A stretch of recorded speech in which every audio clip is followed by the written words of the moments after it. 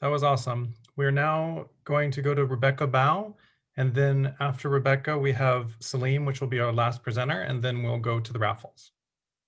Okay, Rebecca? Thank you, Mark. I'm going to ask the audience this question today.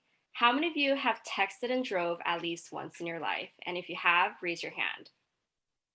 Don't be shy. I got rear-ended by a teenage woman who was using her phone while she was driving. Even though there are laws to prohibit these actions, many drivers still use their phones and do not think about the consequences that can be fatal. Distracted driving has taken too many lives and injured our loved ones.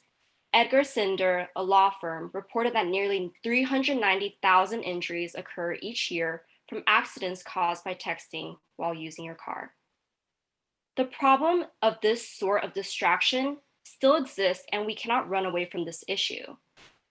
Putting your hands on the wheel and pressing the gas pedal while going 60 or more miles per hour itself is dangerous already, and it should be completely focused on without any disturbances.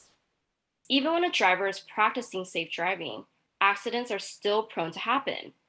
Adding diversions you think you can handle can increase the risk of crashing and even death. For example, answering a text takes away your attention for about 5 seconds or more. If you're traveling at 55 miles per hour, that's enough time to travel the length of a football field. Want to rethink picking up your phone?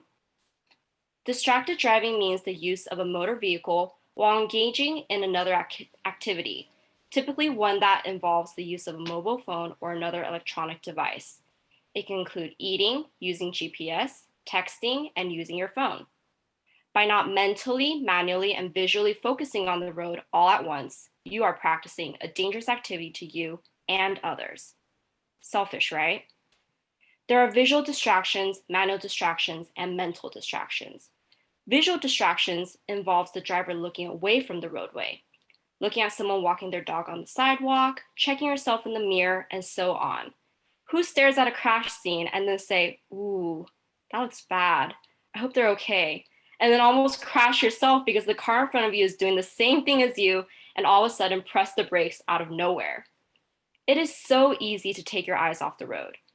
Manual distraction is when the driver takes his or her hand off the steering wheel to do something. Eating, drinking, and holding a phone are all manual distractions. Although there's no California law that prohibits eating while driving, PBS law mentioned that police can still ticket you for being careless. Mental distraction is when you think about something else instead of focusing on the road. This can include daydreaming and using voice-activated features on your Bluetooth car. Why texting is dangerous is because it practices all three types of distracted driving. Driving is an opportunity to travel long distances, and it is a necessity for many. However, some civilians are taking this mode of transportation for granted by using their phones or having other interferences that hinder their performance. The National Safety Council reports that cell phone use while driving leads to 1.6 million crashes each year. 1 out of every 4 car accidents in the United States is caused by texting. Texting is the most common distracted driving. Drivers are tempted to check notifications on their phone because they do not want to miss anything important. They know the dangers that come with these actions, but they still do it due to multiple reasons. One main reason is that we think we can multitask. A mental bias, right? Carrie Krawick, a licensed marriage and family therapist, explained that many people believe they can multitask without losing efficacy.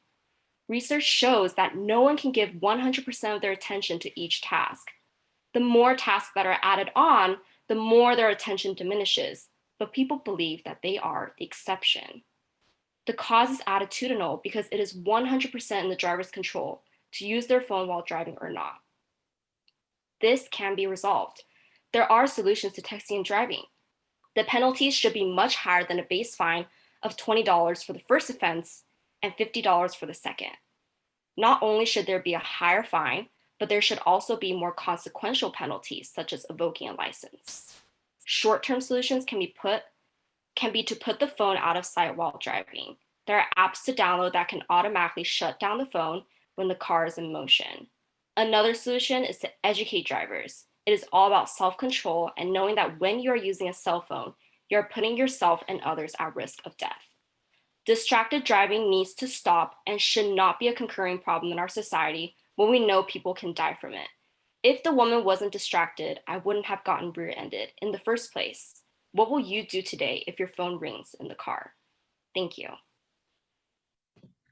Thank you, Rebecca. Thank you so much.